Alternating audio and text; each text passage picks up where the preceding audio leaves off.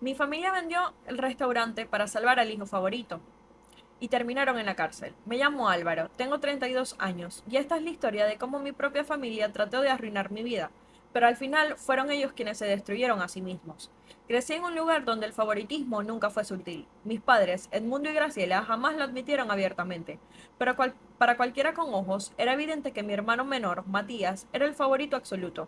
Él tiene 2 años menos que yo, y desde que éramos niños siempre recibió lo que quería sin esfuerzo alguno. Si pedía una bicicleta nueva, aparecía casi por arte de magia. Si quería un videojuego o un viaje, lo tenía sin siquiera más que mencionarlo. Yo, por otro lado, tenía que ganarme cada cosa que deseaba o escuchar que no había suficiente dinero, o que debía aprender a esforzarme más. Pero curiosamente, cuando Matías pedía lo mismo que yo, el dinero nunca faltaba. Hasta los vecinos se daban cuenta. Una vez, la señora de al lado le preguntó a mi mamá por qué siempre me veía trabajando en el jardín mientras Matías jugaba videojuegos dentro de la casa. Mi mamá se molestó tanto que casi la saca de la acera a gritos. Dijo que cada hijo tenía sus responsabilidades y que nadie tenía derecho a cuestionar cómo criaba a sus hijos. Cuando cumplí 18 años, tomé una decisión que cambió el rumbo de mi vida. Me juré a mí mismo que no sería esperando nada de mis padres. Me di cuenta de que si quería lograr algo, tendría que hacerlo sin ayuda. Así que terminé la escuela. Y en lugar de ir a la universidad como todos esperaban, me conseguí un trabajo en un pequeño restaurante del barrio. Mis padres no lo tomaron bien. Mi papá Edmundo me dijo que estaba despreciando mi vida, que sin una carrera no sería nadie. Mi mamá Graciela me dijo que estaba avergonzada delante de sus amigas, que iban a decir que su hijo mayor era un simple lavaplatos. Matías se burló en mi cara. Me dijo que yo no iba a ningún lado, que siempre sería un fracasado y en el fondo esas palabras sí me dolieron, pero también encendieron en mí una llama que nunca se apagó. Mi primer trabajo fue como lavaplatos en El Sabor de Casa, un restaurante pequeño de comida tradicional. Era un sitio modesto, familiar y cálido. Las primeras semanas fueron infernales.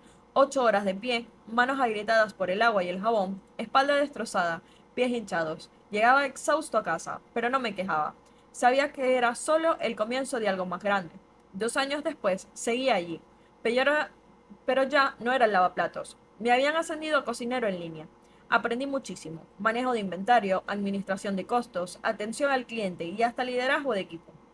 Todo gracias a don Ernesto, el dueño del restaurante, que me enseñó como si fuera el único hijo que nunca tuvo.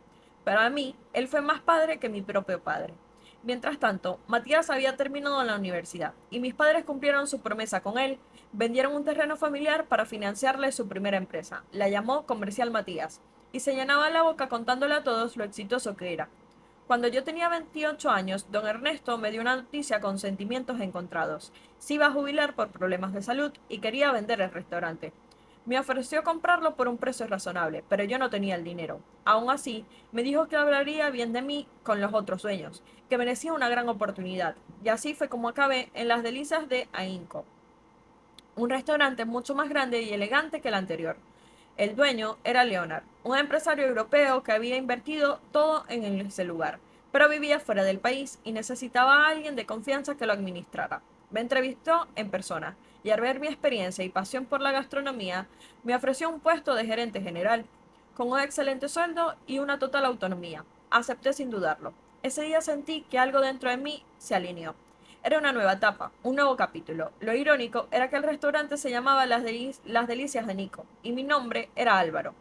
Pero todos me decían Nico desde pequeño. Era una coincidencia completamente absurda, pero me encantaba. Y fue ahí, en medio de ese nuevo comienzo, que me surgió una idea un poco retorcida. ¿Y si les decía a mis padres y a Matías que el restaurante era mío? No sería exactamente una mentira, pero tampoco toda la verdad. Nunca imaginé hasta dónde llegaría esta pequeña idea. Un domingo fui a visitar a mis padres, como hacía cada semana. Matías también estaba allí, con su típica actitud soberbia, hablando de nuevos negocios como si fuera un emperador de las finanzas. Decidí que era el momento perfecto. Durante el almuerzo, mientras Edmundo y Graciela lo llenaban de elogios, yo me limité a comer en silencio, como siempre, hasta que de pronto, con toda la naturalidad del mundo, dije: por cierto, ahora tengo un restaurante. El silencio fue brutal. Podrías escuchar cómo dejaban caer los cubiertos sobre los platos. Mi madre me miró con los ojos como platos, mi padre incrédulo, y Matías dejó de masticar y me miró casi con rabia. ¿Cómo que tienes un restaurante?, preguntó mi mamá, con un tono de mezcla sorpresa y de sospecha. Pues eso, lo compré hace unos meses. Después de tantos años en el rubro, era lo lógico, ¿no? No mentía del todo, lo manejaba como si fuera mío. Tenía mi propia oficina, tomaba decisiones, creaba el menú, pero claro, no era el dueño legal. ¿Y cómo lo pagaste? Las palabras de mi papá sonaron duras y frías. Ahorrando, trabajando duro y pidiendo préstamos. Años de esfuerzo dan frutos. No lo dije con soberbia, aunque internamente disfruté de verles tragarse su orgullo. La mejor cara fue la de Matías. Parecía que le habían pateado el ego. No te creo, dijo, frunciendo el ceño. Tú, en un restaurante, por favor. No iba a discutir. Solo les respondí, si no me crees, mañana lo puedes ver. Y lo llevé a los tres. Al día siguiente, cuando llegaron al restaurante, noté sus reacciones desde el primer segundo. Las delicias de Nico era elegante, moderno, con una fachada impecable y un personal respetuoso que me saludaba como siempre. Buenos días, jefe. Un recorrido completo. Cocina de acero inoxidable, área de almacenamiento, comedor amplio, oficina con el nombre en mi puerta. Estaban impactados, incluso Matías. Lo senté en la mesa y pedí que sirvieran nuestro menú especial. Mientras comíamos, mis padres hacían preguntas. ¿Cuántos empleados tienes? ¿Cuánto factura el negocio? ¿Todo lo lograste sin nuestra ayuda? Respondí en paz, medio mintiendo, medio diciendo la verdad. Cuando caímos en cuenta, nos despedimos. Mi madre me dio una sonrisa extraña de esas que parecían genuinas, pero no lo son. Dijo que al fin había hecho algo útil con mi vida. Mi papá se limitó a darme una palmada en el hombro. Matías se fue sin pronunciar una palabra. Me fui a dormir esa noche pensando en aquello era el fin del asunto. Pero con eso bastaba para que vieran que yo también era capaz de prosperar, y qué ingenuo fui. Unas semanas después, mis padres me llamaron. Decían que tenían que hablar conmigo con urgencia. Fui a su casa y ahí estaba Matías. Ya no tenía la mirada arrogante de siempre, parecía derrotado. Pronto entendí por qué. Su empresa estaba al borde del colapso. Mala gestión, deudas, socios fraudulentos, préstamos vencidos, estaba hundido. Mis padres habían usado todos sus ahorros para rescatarlo, pero no fue suficiente. Necesitamos tu ayuda, dijo mi papá con voz seria. Solo tú puedes salvar a tu hermano, lloró mi mamá. Decían que yo, con mi exitoso restaurante, podía poner el dinero que faltaba, que tenía la responsabilidad moral de ayudar a la familia. Matías incluso intentó disculparse, pero su voz no sonaba arrepentida, solo desesperada. Y yo sentí muchas cosas al mismo tiempo, rabia, resignación, tristeza y también cierta liberación.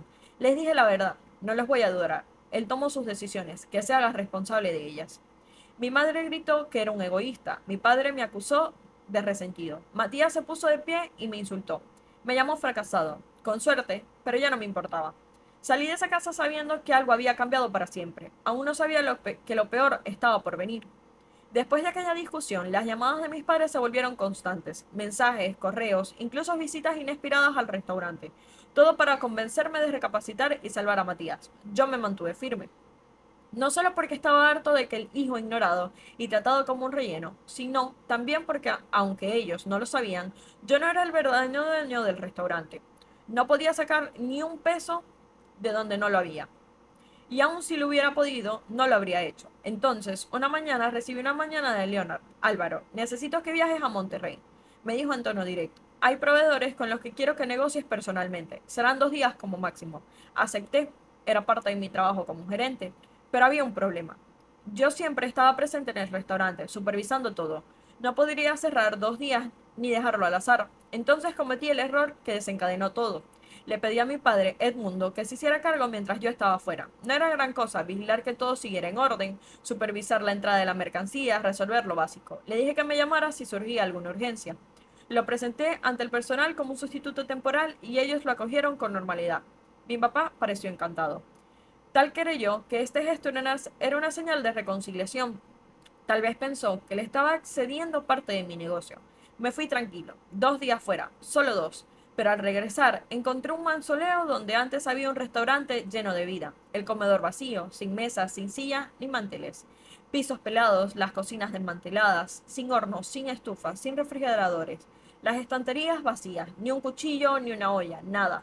Me quedé helado. Un silencio que dolía en los oídos. Sentí un nudo en la garganta y la respiración pesada. Intenté llamar a mis empleados. Nadie contestó. Llamé a mi papá, apagado. Mis piernas se movieron solas. Subí al auto. Fui a casa de mis padres. Toqué la puerta con desesperación, pero cuando mi mamá abrió, no esperaba lo que vi. Ellos estaban sentados en la sala, tranquilos. Graciela con una taza de café. Matías mirando su celular. Edmundo recostado en el sofá. ¿Qué hicieron? Fue todo lo que pude decir, con los labios temblando y la rabia escalando en cada célula de mi cuerpo. Mi papá se echó a reír. Sí, se rió. Una carcajada fría que me hizo sentir el aire que se congelaba. Vendimos todo, contestó con satisfacción. Lo que no quisiste ayudar con tu dinero, lo ayudaste con cosas. Todo lo del restaurante valía una buena suma. Mi mamá intervino con tono condescendiente. Después de todo, te criamos, te alimentamos y pagamos tu educación. Lo mínimo es que nos devuelvas algo a cambio y ayudes a tu hermano. Pero el remate vino de Matías, riéndose como si de verdad hubiera ganado algo. Qué lástima, Álvaro. Ahora estás sin nada, sin restaurante, sin trabajo, pobre de ti. ¿Y ahora qué vas a presumir?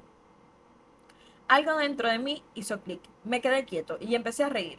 Ellos callaron. Me observaron como si hubiera perdido la razón, pero yo seguía riendo, porque era absurdo, porque era poético, porque era su venganza acababa de estrellarles en su cara. Solo que aún no lo sabían. Cuando recuperé el aliento, les dije, hay un pequeño detalle que olvidaron. Yo nunca dije que era el dueño del restaurante. Silencio. Leonard, el verdadero dueño, está a punto de enterarse. Y todo lo hizo, no solo es robo, es un delito penal.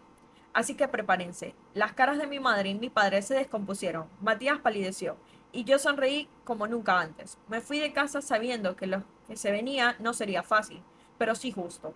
Al día siguiente, Leonard me llamó. Su tono era frío, cortante. Había recibido mensajes, incluso fotos de los clientes que habían ido al restaurante y lo encontraron vacío pidiendo explicaciones. Respiré hondo y le conté todo, sin omitir nada. Le dije que le había confiado en mi padre para cuidar el lugar mientras yo viajaba por trabajo. Que él y mi familia creyeron que el restaurante era mío, y como represalia por no ayudarlos con los problemas de mi hermano, vendieron todo. Todo. Leonard guardó silencio unos segundos, hasta que habló con una calma que daba miedo. Álvaro, esto no es solo un robo, es destrucción de propiedad ajena y falsificación. Si usaron tu nombre, necesito todos los datos de tu familia. Los llevaré a juicio. Me pidió, además, que copiara pruebas, testimonios de empleados, mensajes, cualquier cosa que demostrara que yo no había sido cómplice. Así lo hice. Esa misma semana, Leonard contrató un equipo de abogados. Presentaron una demanda formal por robo agravado, destrucción de patrimonio y apropiación indebida. La fracción del daño casi por 300.000 pesos o dólares. La policía comenzó a investigar, hablando con mis compañeros de trabajo, quienes confirmaron que ya había dejado a mi padre a cargo mientras estaba de viaje. Investigaron a los compradores del equipo, rastrearon recibos de venta y, para colmo, encontraron documentos con firmas falsas de autorización por mi nombre. Mi propio padre había falsificado mi firma para poder vender el equipamiento como si estuviera autorización mía. Eso lo hundió.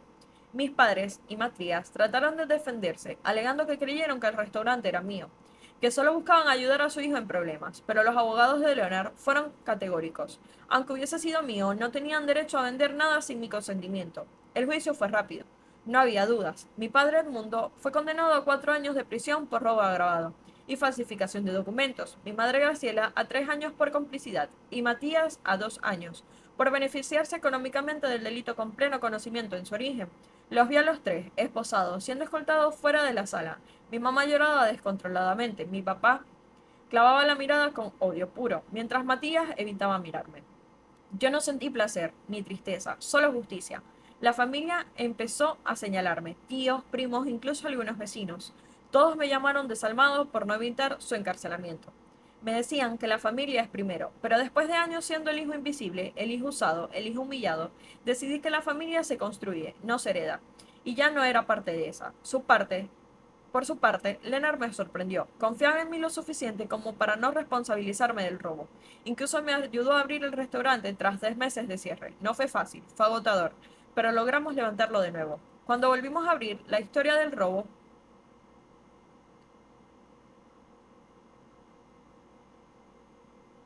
y el juicio se había hecho pública. La gente venía al restaurante no solo por la comida, sino atraída por el caso. Una especie de morbo se terminó siendo por buena publicidad. Con el tiempo, el negocio floreció más que nunca. Leonard valoró mucho mi trabajo y lealtad durante la crisis, tanto que me ofreció convertirme en un socio